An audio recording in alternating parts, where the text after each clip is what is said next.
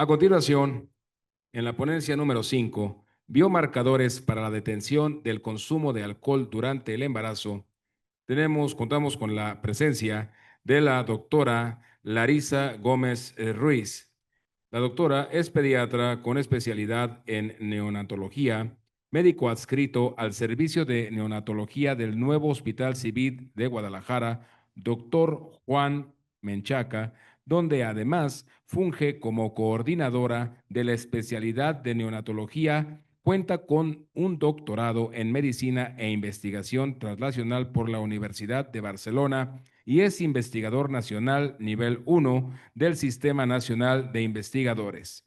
Es también miembro activo de la Academia Mexicana de Pediatría. Su labor clínica y académica se ha enfocado en el estudio de la farmacología y toxicología perinatal, áreas en las que ha contribuido al desarrollo de mejores prácticas para el cuidado neonatal en contextos hospitalarios complejos. Doctora, la palabra es suya. Muchas gracias.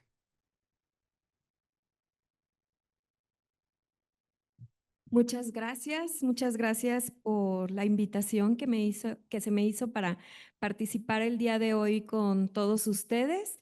Y bueno, pues vamos a dar inicio a la charla, biomarcadores para el consumo de alcohol durante el embarazo. Menciono que no tengo ningún conflicto de interés para realizar esta charla. Y los objetivos de esta presentación es hablar brevemente del metabolismo del alcohol, que ya fue ampliamente discutido previamente por el doctor Augusto y por la doctora Silvia, un poco sobre las matrices biológicas, biomarcadores indirectos, directos y las conclusiones. Entonces, nada más para recordar brevemente, bueno, es necesaria la ingesta de alcohol.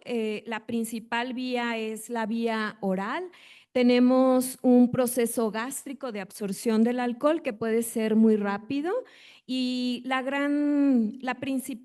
el principal órgano que absorbe el etanol es el intestino delgado, aproximadamente en un 80%.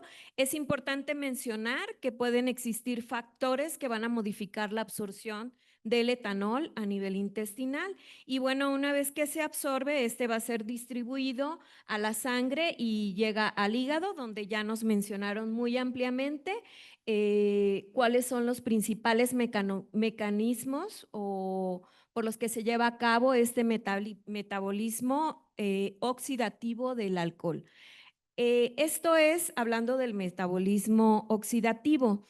Brevemente nada más del metabolismo no oxidativo, lo voy a mencionar porque estoy resaltando en naranja los principales biomarcadores que vamos a tener para el consumo de alcohol durante la gestación. Resalta el etilsulfato, fosfatidiletanol, los ácidos grasos, los ésteres etílicos de ácidos grasos y el etilglucurónido. Hay una disculpa, se movió todo. Los biomarcadores, ¿por qué son importantes? Bueno, pues nos van a detectar precisamente el riesgo que existe en una mujer de este consumo de alcohol y precisamente son marcadores porque nos van a dar una información precisa y confiable de la información que nosotros vamos a recopilar. Si nosotros hacemos una medición del consumo de alcohol a través de biomarcadores, vamos a tener una identificación oportuna y una intervención temprana.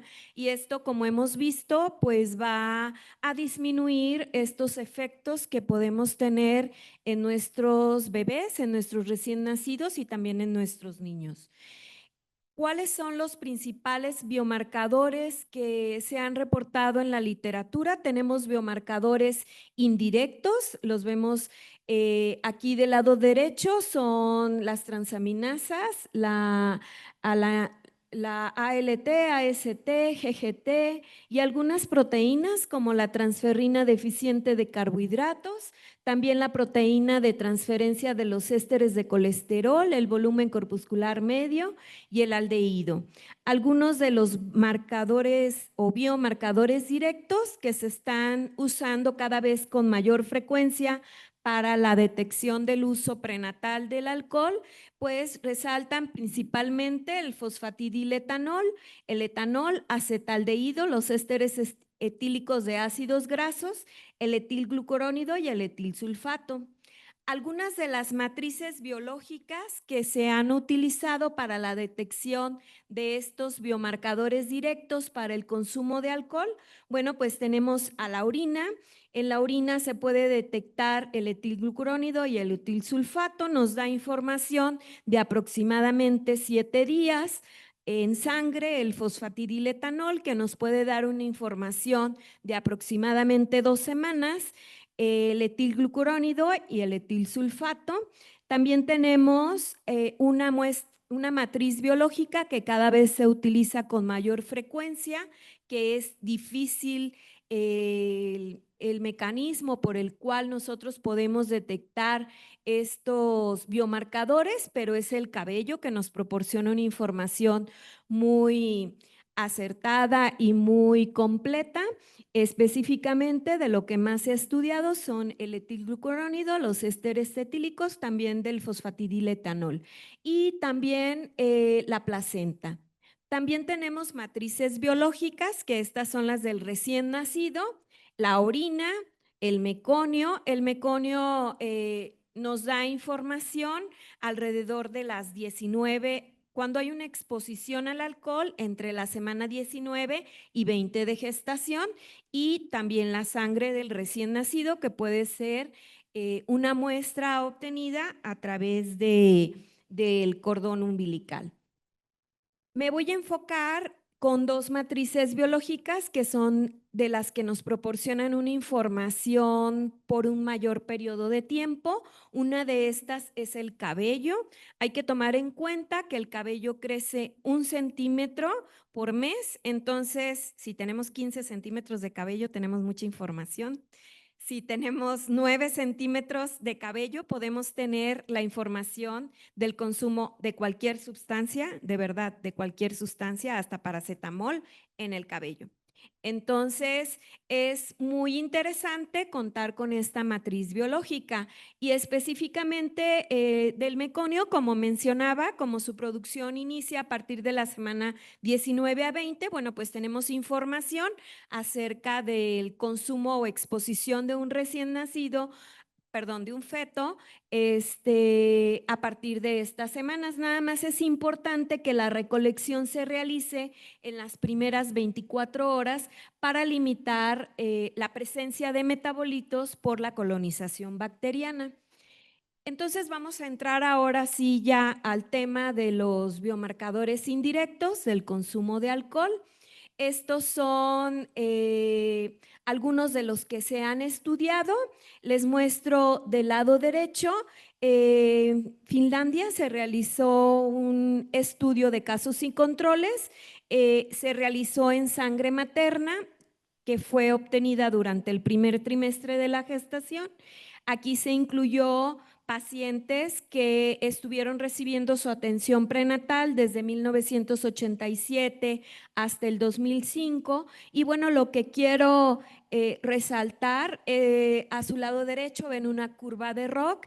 Esta curva nos permite, mientras más acercada esté la curva hacia el 1, quiere decir que tenemos una prueba diagnóstica más confiable y más precisa. Entonces, en este estudio lo que encontraron fue que cuando combinaban la gamma-glutamil transferasa con la transferrina deficiente de carbohidratos, teníamos una mejor prueba diagnóstica para la detección de este consumo de alcohol durante la gestación. Y aquí del lado izquierdo vemos otra curva de ROC en donde este estudio fue realizado en Murcia, en España, con sangre materna que se obtuvo entre las 9 y 13 semanas de gestación. En total incluyeron 64 muestras de sangre y bueno, aquí encontramos que cuando existe una medición de la transferrina deficiente de carbohidratos, ellos reportan una sensibilidad de esta transferrina deficiente de carbohidratos, una sensibilidad como prueba diagnóstica del 25% con una especificidad del 93% y un valor predictivo negativo del 81%. ¿Qué sucede con algunos otros, también con esta misma gama glutamiltransferasa y con la transferrina deficiente de carbohidratos? Aquí les muestro del lado derecho un estudio que se realizó en Nuevo México, en donde incluyeron 42 muestras de sangre con mujeres que habían reportado una exposición prenatal al alcohol y 43 controles. Y bueno, aquí encontramos, por ejemplo, que para la gama transferasa, perdón, si tenemos unas cifras arriba de 40 unidades por litro, vamos a tener un valor predictivo positivo del 88.9%. Sin embargo, cuando nosotros analizamos a la transferrina deficiente de carbohidratos, vamos a encontrar que esta puede tener un valor predictivo positivo hasta del 100% si tenemos cifras arriba del 2%. En este otro trabajo que también fue realizado en Nuevo México, este fue realizado en el 2014, aquí incluyeron únicamente mujeres que tenían una gestación prematura, fueron muestras en madres que tenían gestaciones menores de 32 semanas. Aquí también encontraron que, por ejemplo, la gamma glutamiltransferasa tenía una especificidad del 100%, si estaba arriba de 40 unidades por litro, y por ejemplo de la transferrina deficiente de carbohidratos, si estaba arriba del 2%, también tenía una especificidad del 100%. Esto es hablando de biomarcadores indirectos para el consumo del alcohol. Ahora vamos a hablar de algunos de los principales biomarcadores directos que se utilizan para la detección del consumo de alcohol durante la gestación. Uno que se empezó a utilizar de manera inicial fueron los ésteres etílicos de ácidos grasos. Estos se han estudiado principalmente en meconio y en cabello, y como mencionaba, pues el cabello da mucha información. En este sentido, muchas mujeres estamos en peligro de que sepan nuestra información. Entonces, aquí se vio, por ejemplo, que más de 2 milimoles por gramo se reportaba como una ingesta alta del consumo de alcohol. Como recordamos, los ésteres etílicos de ácidos grasos forman parte del metabolismo no oxidativo del alcohol. Hay más de 20 de estos ácidos grasos en las diferentes publicaciones. De pronto se enfocan en 6, en 9, en grupos de 3, y dependiendo del tipo de ésteres etílicos que se estudien, pues se puede modificar la sensibilidad y especificidad si se utilizan como biomarcadores o como pruebas diagnósticas. Estos se pueden medir, como había mencionado, en meconio y cabello, también en la placenta y en la sangre. Los métodos por los que habitualmente se puede detectar estos ésteres etílicos de ácidos grasos: al principio se utilizaba la cromatografía de gases con una espectrometría de masas, y actualmente lo que más se utiliza es la cromatografía líquida acoplada a una espectrometría de masas.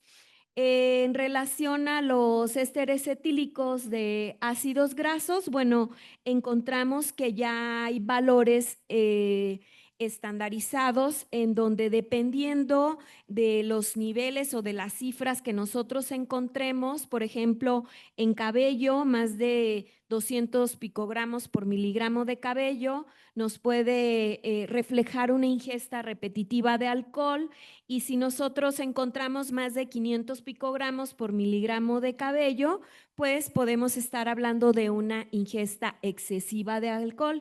Y por ahí hay un estudio en donde encuentran una asociación entre más de 0,642 nanomoles por gramo de los ésteres etílicos de ácidos grasos en meconio, y en donde veían que existía una relación inversa con el peso del hipocampo.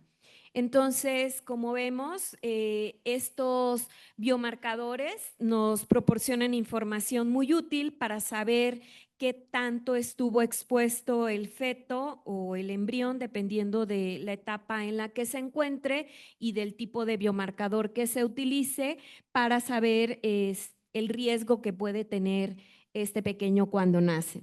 En este otro estudio, que es uno de los iniciales que se hizo, aquí lo que el éster etílico de ácidos grasos que estuvieron estudiando fue el etil-linoleato, y encontraron que tenía una sensibilidad del 88%, una especificidad del 64%, con un valor predictivo del 99%. Quiere decir que si no tiene este metabolito, el paciente, la paciente, bueno, pues es poco probable que haya tenido una exposición al alcohol.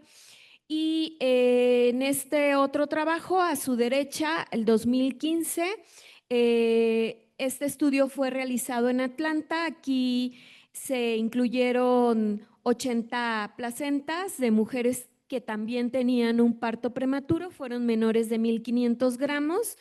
Aquí hicieron una comparación, a las madres les hicieron la entrevista que ya nos mencionaba la doctora Laura, que está validada, la audit, y lo compararon junto con una cromatografía de gases con espectrometría de masas para ver estos diferentes ésteres etílicos de ácidos grasos, y al que le encontraron una mayor sensibilidad, especificidad y un valor predictivo negativo similar a los demás fue a la unión de estos tres ésteres etílicos de ácidos grasos, el oleato, linoleato, lino-lenolato.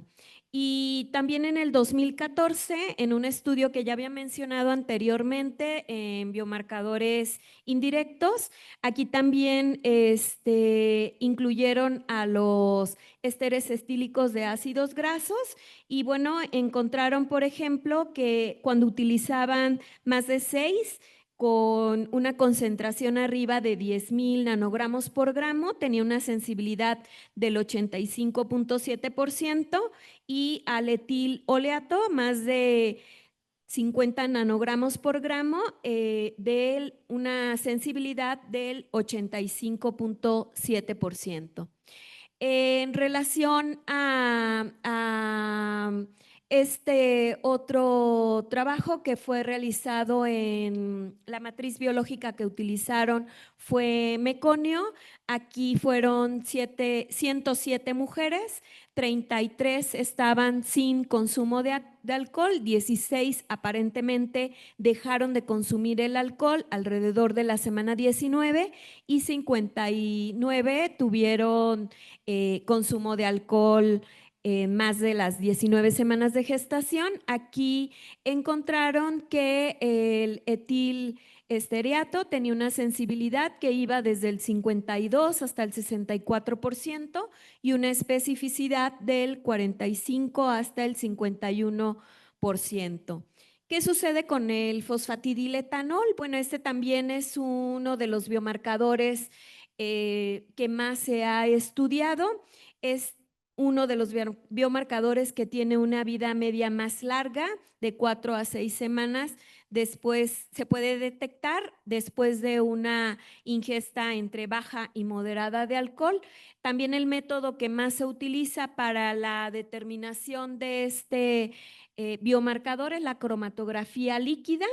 Y aquí también hay reportes en donde ya está estandarizado que si se encuentran cifras arriba de más de 8 nanogramos por mililitro, se refiere a una exposición reciente, y si encontramos más de 20 nanogramos por mililitro, se refiere a una exposición moderada o fuerte.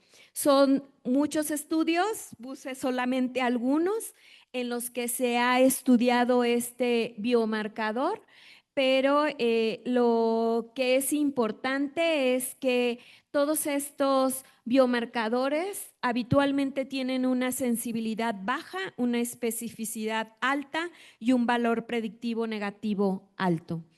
¿Qué sucede con estos últimos dos biomarcadores que voy a mencionar a continuación, el etilsulfato y el etilglucurónido?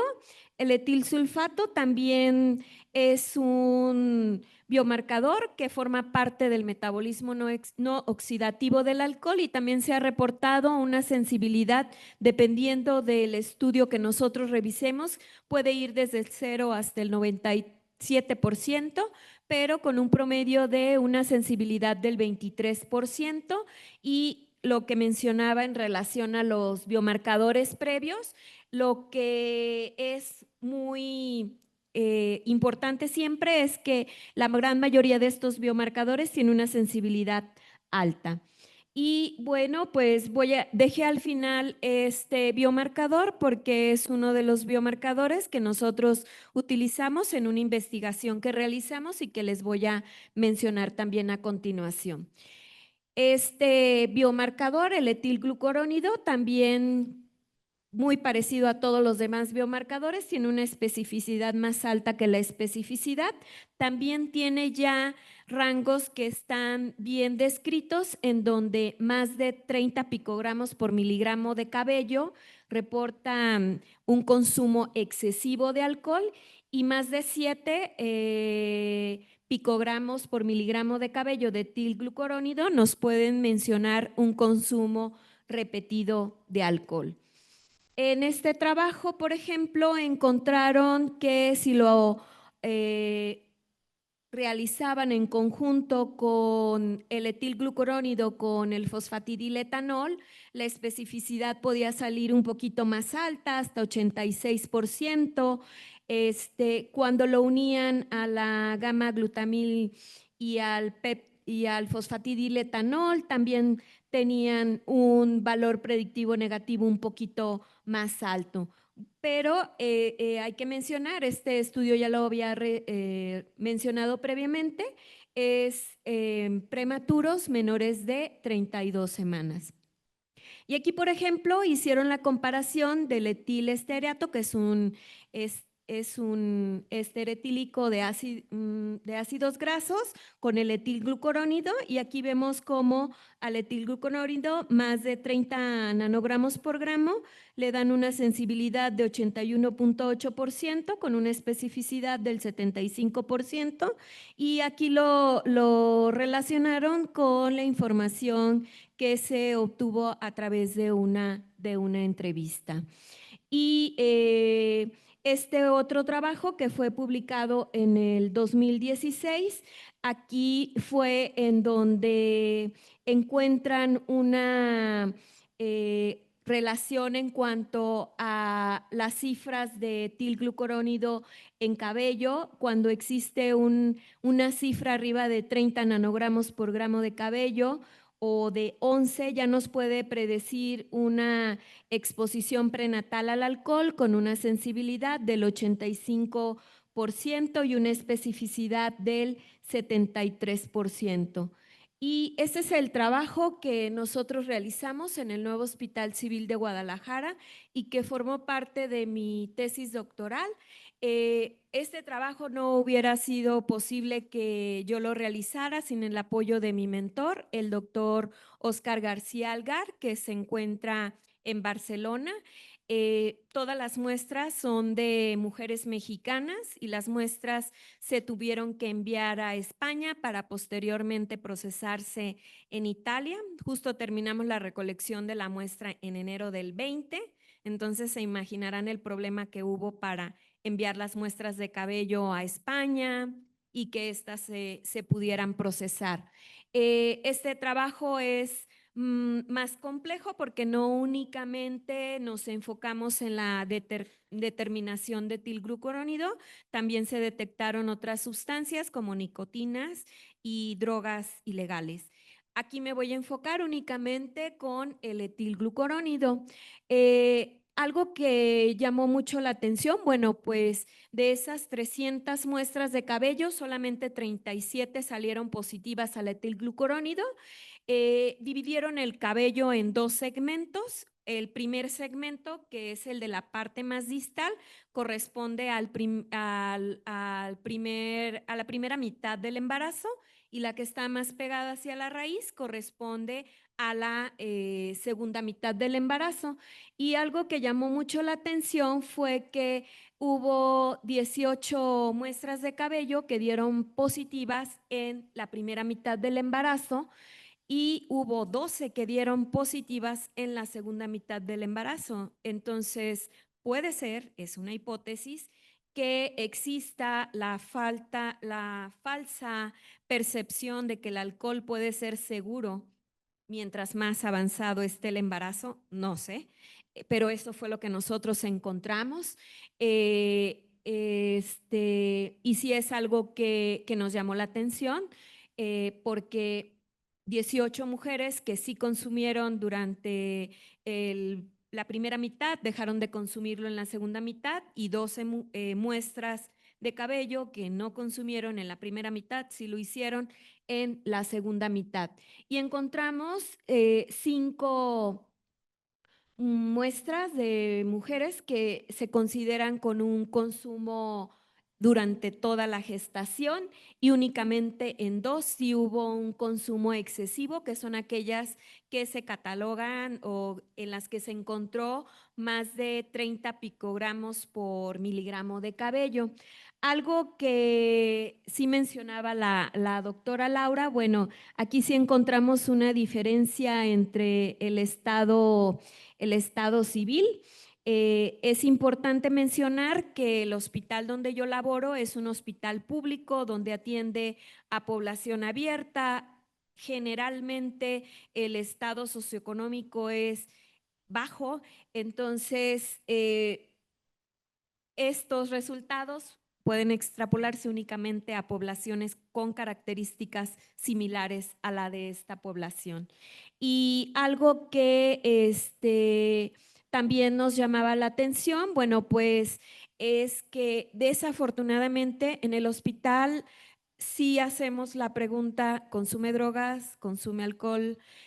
Pero la hacemos los pediatras y los neonatólogos hasta que hacemos la historia clínica del recién nacido. Entonces, pues esa detección, pues esa exposición más bien ya estuvo presente durante todo el embarazo. Y algo que sí encontramos es que, por ejemplo, de estas 37 mujeres que dieron positivas al uso del etanol, del alcohol durante el embarazo, solamente 20 dijeron que sí lo consumían, las otras 17 no mencionaron nada.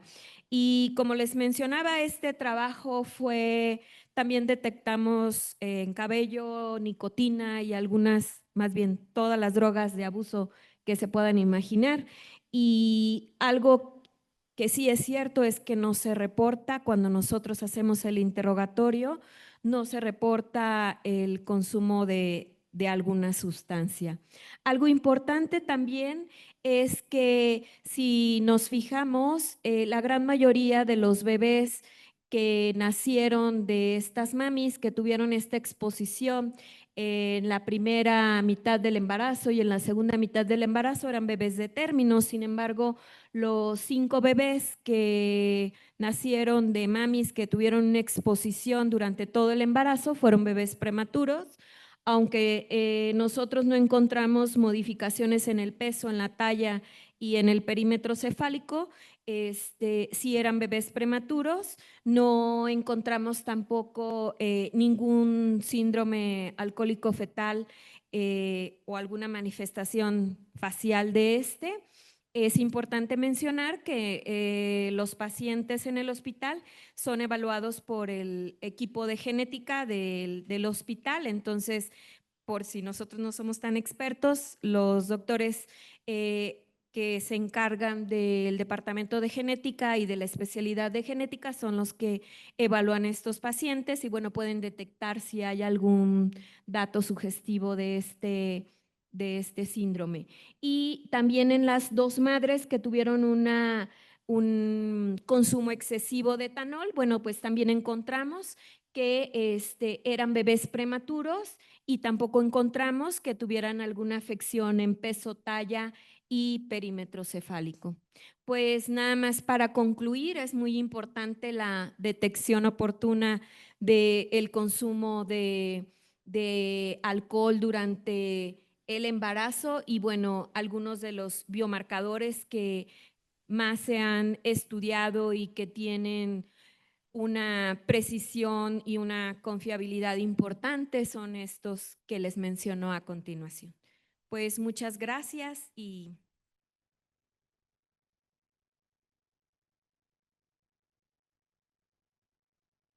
Gracias. Para el área de preguntas y respuestas, aquí con el doctor, por favor. De este lado, si pueden, vayan con el micrófono también acá.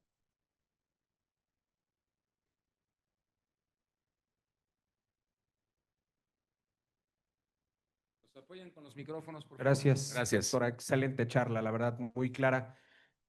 Yo tengo algunas preguntas. La primera es, ¿qué tan estables son estos biomarcadores? Número uno. Número dos, en la práctica ya rutinaria, ¿qué tanto se hacen estas pruebas? Porque veo que está involucrado equipo, pues no quiero decir sofisticado, pero que es poco encontrado, sobre todo en hospitales. sí. Esas, digamos, son preguntas. Y la segunda, ok, aquellas pacientes que sí quieren que se hagan esos estudios que se pudieran hacer tal vez en laboratorios privados o que entran en un protocolo y se detectan, ok, se detecta. Y luego, ¿qué sigue? Desde la pediatría, pues ya pasó, el daño ya se causó. ¿Cuál es el abordaje que se toma desde la pediatría para con estos pacientitos? Gracias, Ok. doctor. Voy a contestar las iniciales y al final lo de la de pediatría.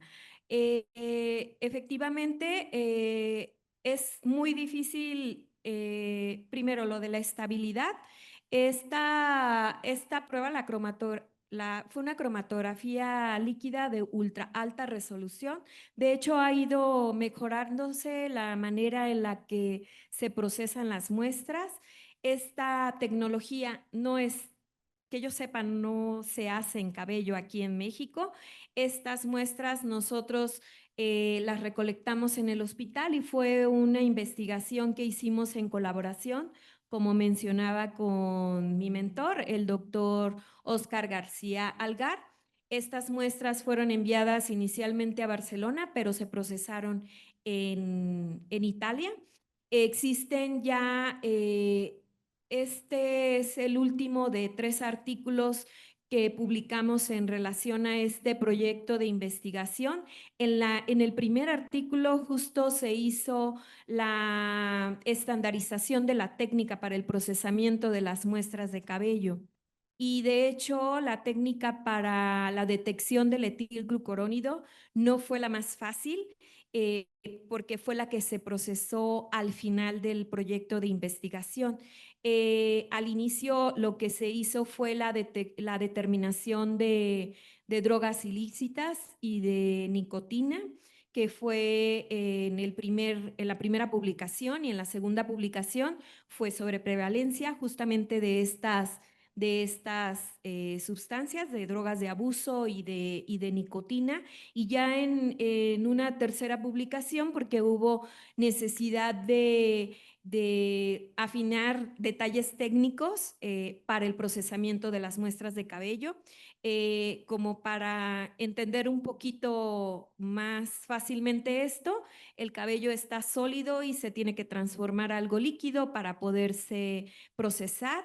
Y aún si por la cromatografía no se detectan estas sustancias, hay una verificación adicional que es la espectrometría de masas y es como una doble espectrometría de masas. Entonces, este procesamiento de muestras lo hizo un equipo experto, obviamente, no lo hice yo. Estas muestras fueron procesadas en el extranjero. Entonces, sí hubo validación de la técnica que se hizo en esta primera publicación que se realizó como parte de este proyecto de investigación. Y en relación a si podemos solicitar esta prueba diagnóstica en un laboratorio común y corriente aquí en México, creo que no es posible. Únicamente se hace como parte de proyectos de investigación. Sin embargo, tenemos a lo mejor otros biomarcadores que a lo mejor no son tan específicos, pero que sí nos pueden ayudar en una detección del consumo de alcohol durante la gestación, como fueron los que mencioné inicialmente, que son los biomarcadores indirectos y que eso, si una madre tiene la voluntad de saber si hay cierto riesgo por esas 2, 3, 4, 5, 6, 7 cervezas que ingirieron. De hecho, la sustancia que más encontramos que consumían estas madres fue la cerveza. Entonces, podemos probablemente utilizar alguno de estos biomarcadores que no son directos, que son indirectos y que se pueden hacer en el momento que la madre, que la madre lo decida. Ya de entrada, si es una madre que nos está solicitando una prueba, pues habla muy bien de ella porque eso sería maravilloso. Es, pudiéramos detectar de manera temprana estos problemas. En relación al seguimiento que me preguntaba acerca del seguimiento, eh, el seguimiento de esta investigación se hizo totalmente anónima.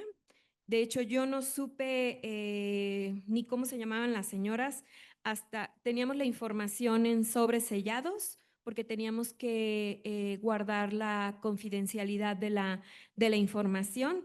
Entonces, los sobres los abrimos hasta que se procesaron las muestras, que como se atravesó la pandemia, fue casi como a finales del 21 y principios del 22 cuando se hizo el análisis de estas muestras de cabello y fue en ese momento cuando yo supe realmente qué pacientes o qué madres habían estado expuestas a estas sustancias.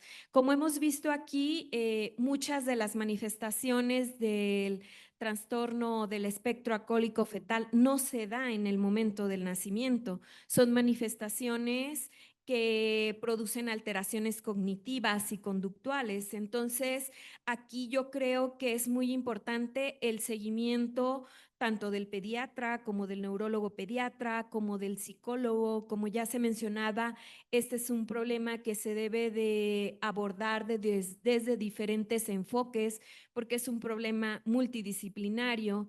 Y lo que sí sabemos también es que eso que decía, creo que lo dijo el doctor Augusto, no sé si la doctora Silvia, que una madre que tiene consumo de alcohol tiene mucha probabilidad de que su hijo tenga este consumo de alcohol y muchas veces está relacionado con esas alteraciones que podemos tener en la actividad de enzimática con el metabolismo de alcohol. Ya hay alelos específicos que se están detectando para que estos recién nacidos ya tengan un factor de riesgo adicional para esta exposición. Entonces, probablemente si nosotros tenemos el antecedente de una madre que consumió alcohol durante la gestación o debemos de seguir más de cerca esto, el desarrollo neurológico y conductual de estos niños y definitivamente si tenemos un niño en donde